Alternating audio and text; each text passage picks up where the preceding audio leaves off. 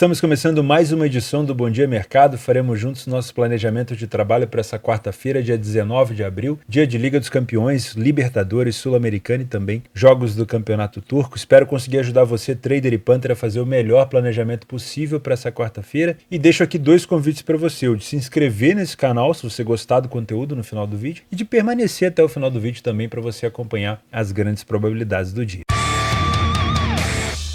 Às 2h30 da tarde na Turquia, o vice-líder Fenerbahçe enfrenta o Istanbul Basaksehir fora de casa. Tem sido para o Fenerbahçe uma complicação muito grande se manter na cola do líder Galatasaray. Eu estou gravando esse vídeo ainda na terça-feira, antes do jogo do Galatasaray contra o Alanyaspor. Se eu não me engano, era contra o Alanyaspor que ele ia jogar. Até porque o Antalyaspor joga hoje, nessa quarta-feira. Então tem sido muito complicado. O Fenerbahçe tem enfrentado uma dificuldade de conseguir se manter na frente do placar e tem também enfrentado dificuldade de ter que virar o placar, às vezes até no finalzinho do jogo, para se manter ali na cola do líder. São 6 pontos de diferença nesse momento que eu estou gravando. Pode ser que o Galatasaray permaneça com 6 e o Fenerbahçe consiga encostar, seria um cenário ideal para o Fenerbahçe do Jorge Jesus, ou pode ser que o Galatasaray tenha conseguido vencer e vai ser mais um dia complicado aqui para o Fenerbahçe, até porque ele vai enfrentando adversários cada vez mais complicados, como é o caso do Istanbul Basaksehir, que é um time hoje mais chato do que ultimamente e que vem estando no páreo do título ali nos últimos anos. Se eu não me engano, foi campeão turco há alguns anos atrás. Uma cotação de 1,80, favoritismo do Fenerbahçe mesmo fora de casa, mesmo com o Istanbul Basaksehir sendo o quinto colocado e tendo a sexta melhor campanha em casa com apenas 3 derrotas. Como visitante, o Fenerbahçe tem o mesmo número de vitórias do Basaksehir em casa e tem uma derrota a menos. Então realmente são boas campanhas dentro e fora de casa, mas o mercado tem pesado essa camisa do Fenerbahçe, que já não ganha o título há muito tempo. Utilizando o PDF de apoio, a gente consegue ver que as duas equipes têm o mesmo número de jogos, o mesmo número de vitórias, só que o time do Istanbul Basaksehir sai na frente com mais frequência. Isso me indica um pouco mais de iniciativa dentro de casa, o que pode prejudicar um pouco a equipe do Fenerbahçe. As duas equipes falham relativamente pouco em marcar, só que o Fenerbahçe tem um destaque maior ofensivamente. Em relação à parte defensiva, o Istanbul Basaksehir fica mais jogos sem sofrer gol. Porém, quando sofre, tem sofrido gol com mais frequência. Olha que curioso. O Fenerbahçe fica sem sofrer gol em apenas 23% dos jogos, mas sofre 12%. O Istanbul Basaksehir não sofre gol em 69% dos jogos, porém sofreu 13%. Isso quer dizer que quando sofre uma quantidade de gols maior, mas os dois ali estão numa média quase que de um gol sofrido por partida. No primeiro tempo não é possível encontrar superioridade em nenhuma das duas equipes. Por mais que o Basaksehir vença um pouco mais do primeiro tempo, eu tenho um número de derrotas igual, um número de gols sofridos muito parecidos, o Fenerbahçe sofre um pouco menos, e o número de gols marcados também muito parecido. Na segunda etapa também é difícil ver alguma superioridade discrepante para algum lado. O Fenerbahçe melhora o número de vitórias, o Basaksehir também. O Basaksehir mantém o número de derrotas, o Fenerbahçe passa a perder um pouco menos. As duas equipes passam a sofrer mais gols em relação ao primeiro tempo, inclusive o Fenerbahçe sai de 3 gols sofridos para 9, só que eu tenho um Fenerbahçe melhorando muito a parte ofensiva. É uma equipe que cresce demais em número de gols marcados no segundo tempo. Então, se você é trader por aqui, já deu para perceber que a expectativa do mercado é mesmo pela condição da tabela e pelo peso da camisa do Fenerbahçe, e não necessariamente pela fragilidade do adversário. Isso significa que o seu trade vai ser um pouco mais complicado, ele tem que ser pautado 100% na leitura de jogo. Você precisa de um Fenerbahçe sendo melhor do que ele vem sendo fora de casa nos últimos jogos, porque senão eu vou ter um Fenerbahçe sendo, na média, enfrentando um Basaksehir que também é muito bom. Então eu não tenho nem no primeiro nem no segundo tempo momentos onde eu diga, não, Fenerbahçe com certeza vai ser superior aqui. Para eu conseguir encontrar esses momentos, eu preciso assistir o jogo, e eu acho difícil você ter um momento muito passado de superioridade do Fener. Então, se for trabalhar a favor do Fenerbahçe ou contra o Basaksehir aqui, muita atenção na leitura, porque o adversário pode sim complicar a vida aqui do favorito. Se você é punter, eu não vou te indicar a vitória do favorito por aqui, porque eu tenho do outro lado uma equipe que pode sim complicar a vida do Fener. Se a gente consultar os últimos jogos das duas equipes, foram 2 vitórias do Fenerbahçe e 3 vitórias do Istanbul Basaksehir. A gente não teve nenhum empate, foram 5 partidas aqui nesse exemplo. Nesse cenário onde o Fenerbahçe vai visitar o Basaksehir, ele perdeu uma por 2-0 e venceu outra por 2-1. Então não costuma ser um cenário muito fácil. Se você quiser trabalhar no mercado de resultados, eu te indico pelo menos considerar colocar um empate anula para o lado do Fenerbahçe. Apesar de acreditar que as chances do Fenerbahçe se complicar por aqui são grandes.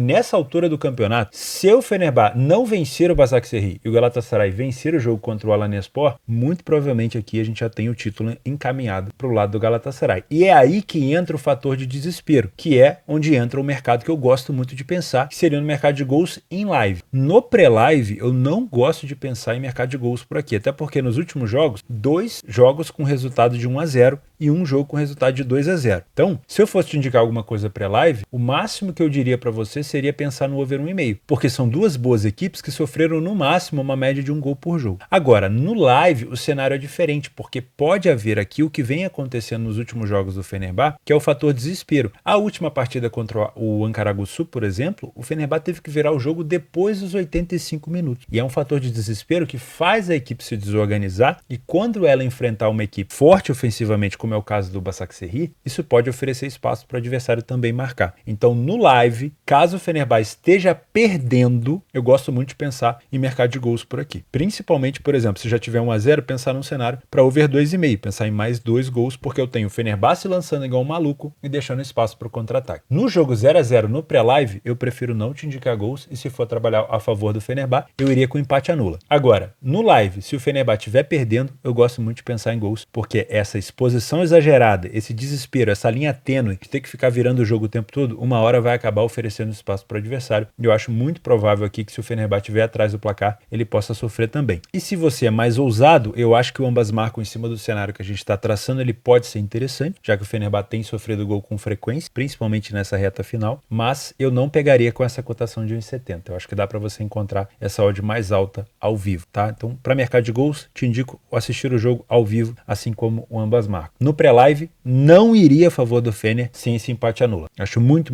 provável que o Fenerbahçe possa se complicar por aqui.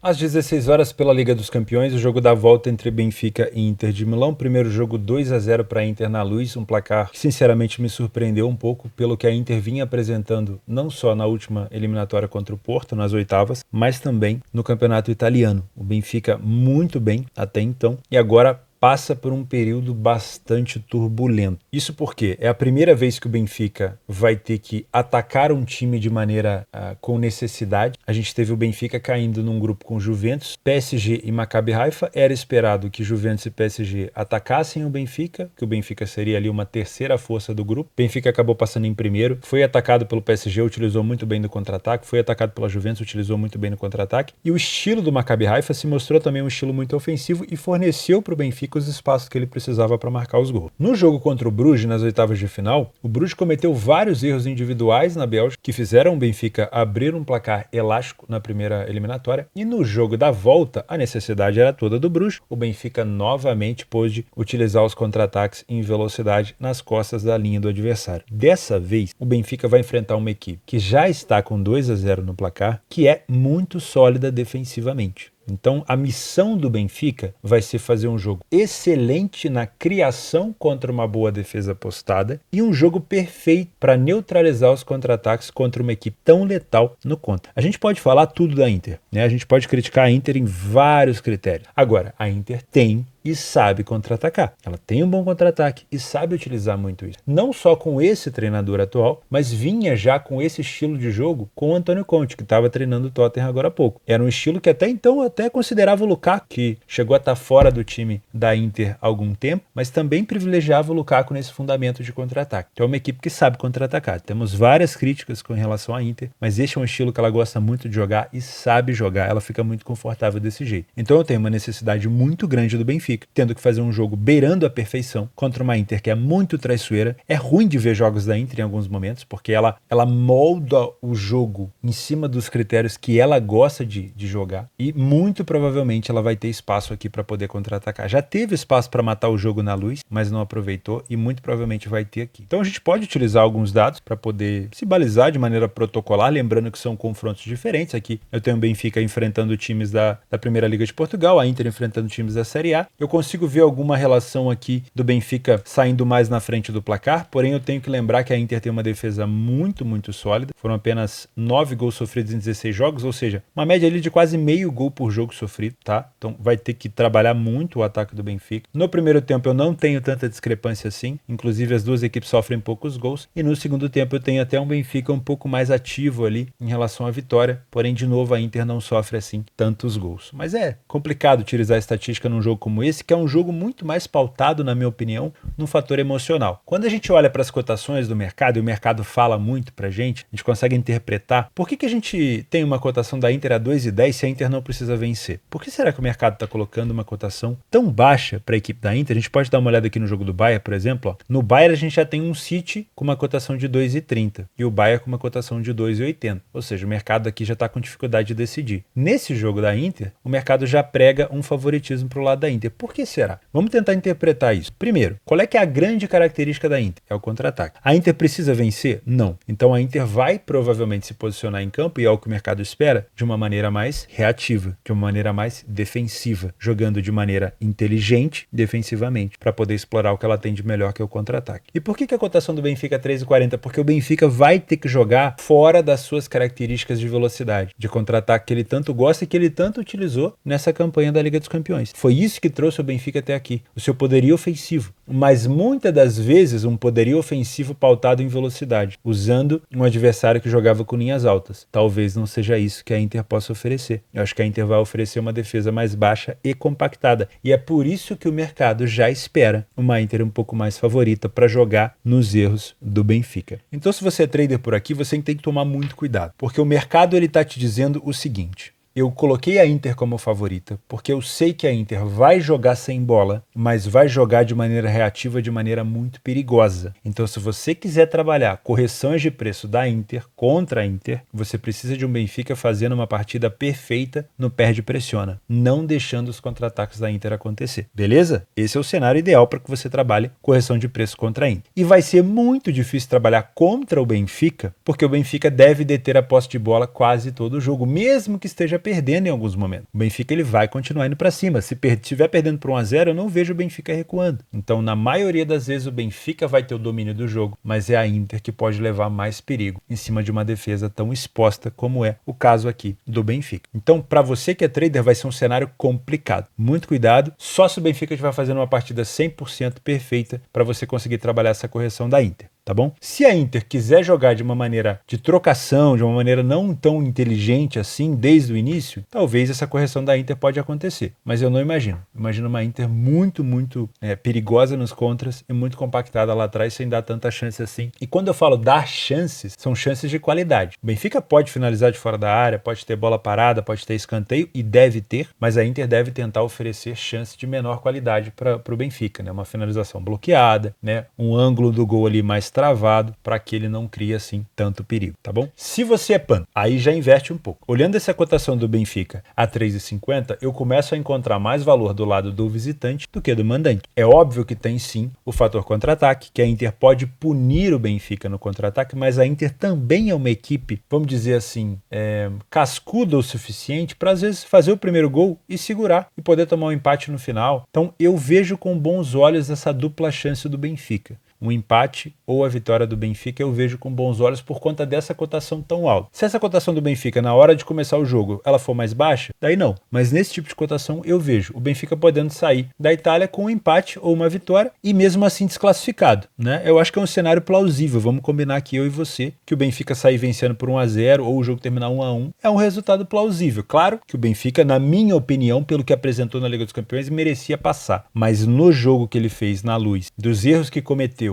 e tendo que jogar fora do seu estilo, vai ser muito complicado. Então eu vejo sim a oportunidade desse dupla chance do Benfica. E também gosto de pensar no máximo aqui no over 1,5. Pelo menos num cenário pré-live, tá? Porque eu acho que a Inter pode cozinhar sim, ela vai ter espaço para contra-atacar, mas ela vai fazer quando ela quiser e do jeito que ela quiser. Não é a gente que vai definir isso. Agora, se a Inter sai na frente do placar, o Benfica continua se expondo ainda mais para frente e a Inter mostra que quer continuar contra-atacando, aí é um cenário pro live para você buscar sim um cenário talvez de 3 gols, às vezes até de 4 gols e também podendo aproveitar esse ambas marcas. De pré-live, eu só te indicaria o over 1,5, porque o Benfica pode ter dificuldade para poder penetrar e a Inter pode jogar do jeito que ela quer, que é, se quiser contra-atacar o tempo todo, ela vai. Se ela quiser contra-atacar uma ou duas vezes muito perigoso, ela vai. O problema aqui realmente é o fato do Benfica conseguir ou não marcar. Por isso que esse mercado de gols pode ficar um pouco mais prejudicado. Eu me assustaria se fosse um 0-0. Olha, pelo nível de espaço que o Benfica dá e deve ceder e pela força de contra-ataque que a Inter tem, eu me assustaria. Acho que 1-0 para a Inter, 1-1 seria um resultado que não me assustaria tanto. Agora, vai duvidar dessa Inter, né? Então, eu no máximo de pré-live te indicaria o over 1,5. Também às 16 horas na Liga dos Campeões, o confronto da volta das quartas de final entre Bayern de Munique e Manchester City. O City venceu o primeiro jogo por 3-0 no Etihad, um placar um pouco elástico para o que a gente imaginava dessa partida, mas o City conseguiu identificar os momentos de fragilidade emocional do Bayern dentro do jogo e conseguiu marcar os seus gols. Eu acho que o apelido de tubarão para o Manchester City essa temporada, ele tem sido muito bem empregado, porque é uma equipe que sente o cheiro de sangue do adversário, né? Eu até cheguei a usar essa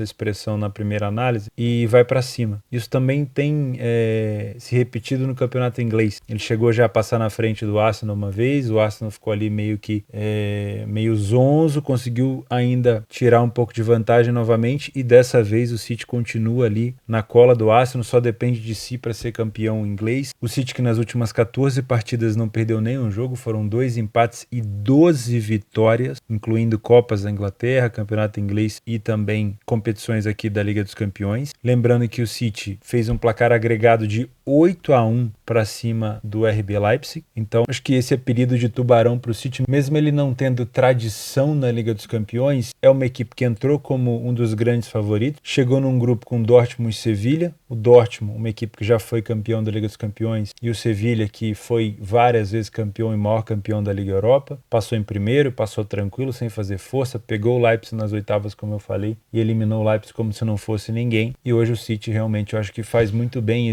cai muito bem nele esse apelido de tubarão, mesmo ele não tendo tradição na Liga dos Campeões. E é um jogo propício novamente para o City sentir o cheiro de sangue do adversário e tentar aproveitar, porque para o Bayern não resta nenhuma outra condição a não ser se expor de maneira perfeita. Acho que essa é a palavra, perfeita. Essa perfeição, mais perfeita do que o Chelsea contra o Real Madrid, mais perfeita do que o Napoli contra o Milan, mais perfeita do que o próprio Benfica contra a Inter de Milão, porque o Bayern tem do outro lado um dos melhores times da Europa hoje, um dos times mais letais, com o artilheiro mais letal da Europa hoje, não podendo errar. E errar defensivamente tem sido frequente para o Bayern de Munique. No primeiro jogo, no jogo de ida, o Upamecano cometeu um erro grotesco. O Upamecano, que é um cara que eu critico em alguns momentos justamente por conta desses erros bobos individuais, é um cara que tem um excelente passe, uma excelente cobertura, tem uma velocidade muito boa, mas que em alguns momentos de pressão falha. Eu já comentei isso aqui, algumas pessoas não concordam, mas em alguns momentos de pressão o Upamecano não consegue dar conta. E o City sentiu o cheiro disso e foi para cima. Foi nítido que o Bayern de Munique estava desestruturado. Pro lado do Bayern, a troca de treinador do Nagelsmann pro Tuchel parecia não ter surtido assim um efeito negativo. Talvez algumas pessoas no vestiário não tenham gostado tanto. O Bayern de Munique passou logo em seguida ali, goleou o Dortmund e passou na frente da Bundesliga, abriu vantagem, eliminou o PSG, parecia que estava tudo certo. Depois perde pro Freiburg dentro de casa e é eliminado da DFB Pokal, toma um cacete do City no Etihad, na Inglaterra, volta para casa, empata com o Hoffenheim, vê o Dortmund podendo passar na liderança, mas o Dortmund vacila contra a equipe do Stuttgart no último lance do jogo, num jogo maluco que o Dortmund conseguiu vacilar, e o Bayern de Munique se manteve pelo menos na liderança do alemão. E aí teve toda aquela confusão no vestiário depois do jogo na Inglaterra, né, o Sadio Mané com o Leroy Sané, enfim, a situação do Bayern emocionalmente não é fácil e vai ter que fazer um jogo perfeito para poder pelo menos levar esse jogo para a prorrogação. É muito difícil. De analisar então essa partida é muito complicado. O mercado dá um favoritismo bem leve para o time do City e sabe que o Bayern tem capacidade para poder reverter esse placar pela história, pela camisa que tem, pela tradição em Champions que tem, muito maior do que o City, mas sabe também que o City está numa temporada excepcional, sabe que essa temporada o grande foco do City é a Champions. Se cair no colo dele a Premier League, excelente, mas se não cair, o grande foco do City é a Champions. Muito provavelmente, se passar, enfrentaria um Real Madrid que o City já eliminou em alguma temporada, mas também já foi eliminado na temporada passada. E se passasse pelo Real Madrid, teria uma final de Liga dos Campeões contra Benfica, Inter, Napoli ou Milan. É uma temporada onde o City poderia ganhar. Apesar de que o City tem históricos de eliminações em Champions que não dá para explicar. Eliminado para o Tottenham, numa temporada onde o City era melhor. Eliminado pelo Lyon, naquela temporada onde o Bayern de Munique foi campeão em cima do PSG. Perdeu a final na temporada retrasada para o time do Chelsea. Na minha opinião,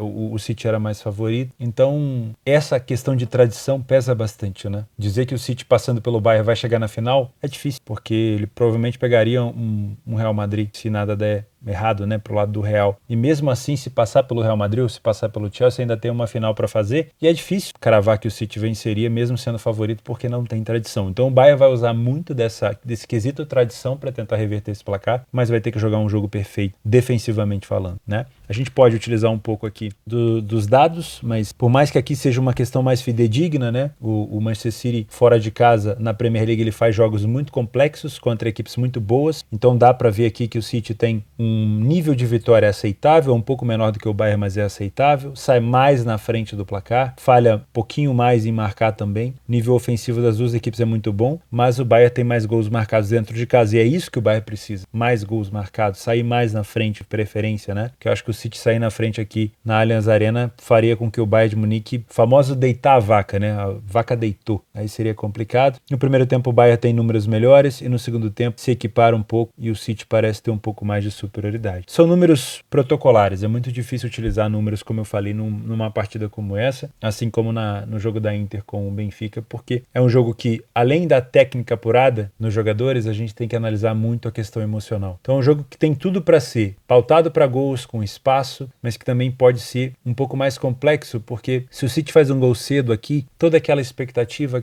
aquela gana do Bayern de Munique pode se esvairir. Se o Bayern faz um gol cedo, o jogo pega fogo, mas se o City consegue segurar o placar sem contra-atacar tanto, se o Bayern faz um jogo perfeito defensivamente, mas não consegue ter efetividade ofensiva, pode ser um jogo mais xoxo do que a gente espera. Então tem vários cenários, né? Se você trader por aqui, o mercado não se decidiu. Não se enganem. Esse leve favoritismo do City aqui indica indecisão. Isso quer dizer que quem tiver a posse da bola e conseguir neutralizar o adversário fará com que o outro time tenha uma cotação corrigida. É difícil de imaginar que o City vai doutrinar esse jogo, que o City vai brigar pela posse de bola ao ponto de tê-la com mais superioridade. Pelo fator necessidade, é muito mais provável que o Bayern, no abafa, com o apoio da torcida, tenha mais posse, mais vontade, brigue mais pela bola, tanto pelo alto quanto pelo chão, e faça com que, pelo menos posse de bola, o Bayern tenha mais em relação a números. E isso faz com que, se você quiser trabalhar contra o City, você vai ter que trabalhar contra uma equipe que deve punir o Bayern em alguns momentos em contra-ataque. E esse é o jogo, engraçado, né? Curioso, vem na minha cabeça agora. Esse é um jogo que muito provavelmente a gente vai ver características do Haaland que ele apresentou muito no campeonato alemão, quando jogava no Dortmund, justamente quando jogava em partidas contra o Bayern de Munique, que são as jogadas em velocidade em cima de uma linha defensiva alta, e o Haaland sempre teve um excelente posicionamento entre os zagueiros, capaz de dar explosão em direção à bola, mesmo estando na mesma linha do defensor. Em várias situações no Dortmund ele fez isso, porque o Dortmund muitas vezes jogava de uma maneira mais reativa. Então o Marco Reus, o Julian Brandt, várias vezes enfiaram bola pro Haaland, onde parecia que ele estava impedido, quando mostrava o replay ele estava saindo da mesma linha ou até atrás, porque ele tem uma velocidade muito grande. E isso eram algumas críticas que a gente fazia ao Guardiola. É óbvio que agora a gente tem que ficar quieto, porque tudo deu certo, mas de não aproveitar tanto essa velocidade do Haaland em situações de bolas enfiadas, principalmente pelo De Bruyne, né, Bernardo De Bruyne, que agora talvez seja um jogo ideal para isso. O Bayern vai ter que jogar com a sua linha alta, o Upamecano e De Ligt com linhas mais altas, se forem eles que estiverem disponíveis, né? E a gente vai ter provavelmente o Haaland podendo esticar em contra-ataque. Não vai ser difícil de se imaginar um Haaland no 1 para 1 ali contra o Sommer. O Sommer que gosta muito de jogar com os pés. Talvez se o Bayern de Munique não conseguir empurrar o City para trás, ele vai ter que passar por situações onde o City suba para pressionar, e essa subida para pressionar com o Sommer e o Upamecano é uma dor de cabeça danada, porque o Sommer vivia errando no time que ele jogava, que era o Borussia Mönchengladbach. O Sommer tinha um passe mais ousado para o seu primeiro zagueiro ali, geralmente do lado direito, que é onde fica o Upamecano, e o Upamecano, se não tiver num dia muito bom emocional, vai ser complicado. Mas eu imagino um Bayern tendo mais posse, mais domínio, e o City aproveitando os contra-ataques. Então, se você é trader, muito provavelmente a sua expectativa de trabalho em correção vai ser contra o City. Agora, se eu te indico trabalhar desse jeito, muito cuidado. A não ser que o Bayern de Munique tenha realmente uma partida e uma tarde, aqui tarde, lá à noite, perfeita para você conseguir aproveitar essas correções do preço do City, que não vão ser nada fáceis, até porque é um time inglês, e um time inglês detém ali o peso do dinheiro do mercado, e o mercado acaba se estabilizando um pouco mais do que o convencional. Se você é Panther, com essa cotação do Bayern beirando a 3, eu vejo com bons olhos esse dupla chance do Bayern de Munique, ou até esse empate anula do Bayern, porque o City, diferente do Napoli, que tem que ganhar por 1-0, diferente do Benfica, que tem que fazer 2, diferente do Chelsea, que tem que fazer 2, o Bayern tem que fazer 3. Então, em algum momento, por mais gana que tem esse tubarão esse ano, em algum momento pode baixar ali uma necessidade do City tirar o ritmo do jogo. Porque é o que eu tô dizendo pra vocês. O City ele não tem tradição. E um time sem tradição num jogo de Copa, se toma um gol cedo, ele estremece. Sabe quando escorre o melado, como a gente gosta de dizer? Já aconteceu com o City algumas vezes. Não tô dizendo em situações onde ele tem um placar tão avançado assim. Talvez seja um City muito mais maduro esse ano. Mas você tomar um gol do Bayern de Munique logo nos primeiros 10 minutos, 15 minutos, já dá uma baqueada. Você tomar um 2-0 do Bayern no primeiro tempo, corre melado. Então é complicado. Eu consigo ver sim o City aproveitando os contra-ataques, mas eu não duvido que o Guardiola tente fazer com que esse time do City se comporte de uma maneira um pouco mais madura, tentando, quando ter a posse, manter essa posse, fazer o jogo girar, fazer o tempo passar, cansar o time do Bayern, porque não dá para fazer trocação o tempo todo. O Bayern de Munique, ele precisa de gol, ele precisa ir para cima. O City precisa tirar ritmo. Pode aproveitar para matar quando possível, mas não o tempo todo. Então eu vejo com bons olhos essa dupla chance do Bayern de Munique. O empate anula também cabe, vejo o Bayern vencendo, mas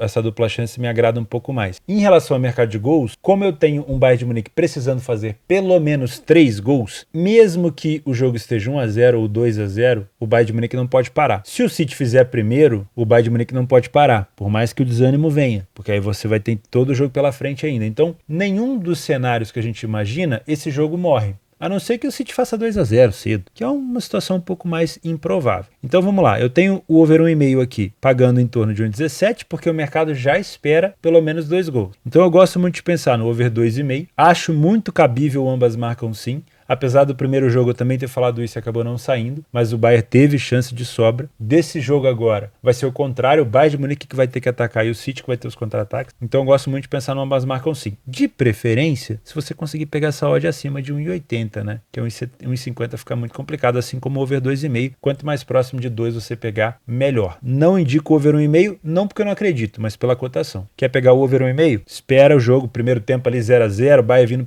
pra cima com tudo, pode ser interessante ali do meio do primeiro tempo até o final do jogo, tentar buscar esse over 1,5 com uma cotação um pouquinho mais alta, tá? Não vou me surpreender, para você que já pensou aí, pô, tá maluco? Não vou me surpreender realmente se o City vencer o jogo, porque com esse cenário emocional do Bayern de Munique estando um pouco mais complicado, mais complexo, o City pode punir e pode ir minando essas forças do Bayern. Agora, a tradição me indica que o City em algum momento desse jogo pode acabar preferindo ser mais maduro e pensar na classificação do que vencer o jogo. Por isso que eu gosto desse empate anula ou dessa dupla chance do Bayern. Nos jogos para gols dessa quarta-feira, de característica mesmo, a gente tem o jogo turco do Istanbulspor contra o Antalyaspor, cotação de time parelha, né, de jogos parelhos. O Istanbulspor ainda luta contra o rebaixamento por aqui. A gente tem uma estatística de over HT em 8 das últimas 10 das duas equipes, então isso aqui me chamou a atenção. Acho que tentar buscar pelo menos um gol no primeiro tempo aqui pode ser interessante. Sempre que a gente vê odds parelhas no match odds, o over 1,5 vai estar um pouco mais atrativo, pode ser interessante interessante também, tá? Nos jogos extras, a gente começa com o Libertadores. O River Plate vai precisar vencer o Sporting Cristal de qualquer maneira. O Cristal também precisa vencer, né? Os dois perderam as suas partidas de ida. O River Plate tomou um cacete do The Strongest fora de casa, muito por conta da altitude, né? 3-1. E o Sporting Cristal perdeu para o Fluminense pelo mesmo placar, 3-1. A diferença é que o Cristal estava dentro de casa. O River Plate no Monumental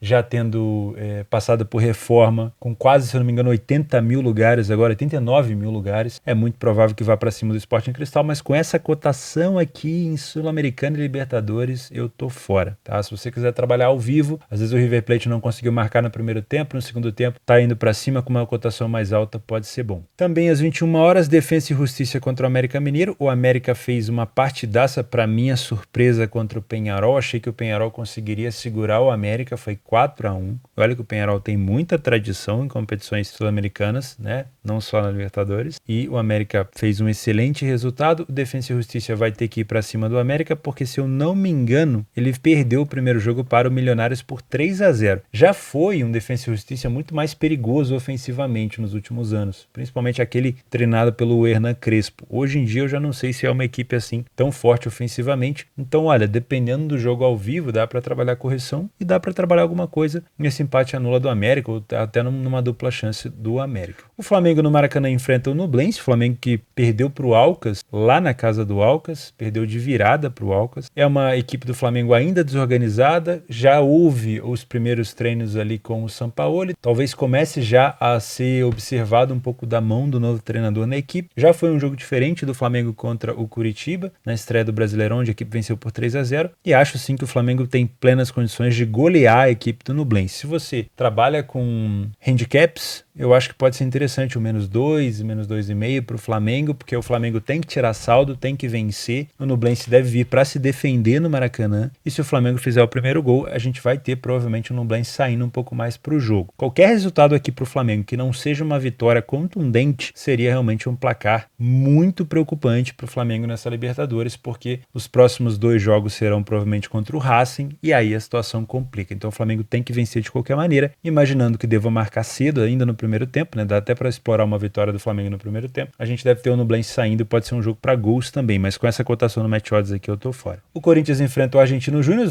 Os dois venceram os seus primeiros jogos. O Argentino Júnior venceu em casa o Del Valle por 1-0, se eu não me engano, deixa eu confirmar exatamente, e o Corinthians meteu 3-0 no Liverpool do Uruguai. Corinthians favorito, estreou com vitória no Campeonato Brasileiro. Acho que esse empate anula do Corinthians pode ser interessante, até talvez uma dupla chance, mas esse empate anula pode ser interessante. Corinthians que, se vencer, fica muito bem nesse grupo de classificação, principalmente jogando em casa. É importante vencer. Brasil e Argentina é sempre um clássico muito difícil, tá? E por último, jogo extra aqui, se você tiver acordado até mais tarde, o Barcelona de Guayaquil enfrenta o Bolívar, e o Bolívar é bom na maioria das vezes só em casa, utilizando um pouco a sua altitude. Foi por isso que o Bolívar venceu o time do Palmeiras por 3-1, exatamente. E o Barcelona perdeu na sua estreia da Libertadores para a equipe do Cerro Porteño. Então é muito importante que o Barcelona recupere esses pontos e vai enfrentar um Bolívar que não é tão bom assim, longe do seu estádio, né? Longe da sua altitude. Se eu não me engano, ali no campo do Barcelona não tem nenhuma, ou se tiver, muito pouco. Então acho que o Barcelona tem aqui a oportunidade de vencer, ou pelo menos empatar esse jogo. O empate anula pode ser interessante. Vou ficando por aqui. Muito obrigado pela sua companhia, pela sua audiência. Não esquece de se inscrever no canal, participar dos sorteios aqui nos comentários, e um grande abraço, fica com Deus e até quinta-feira.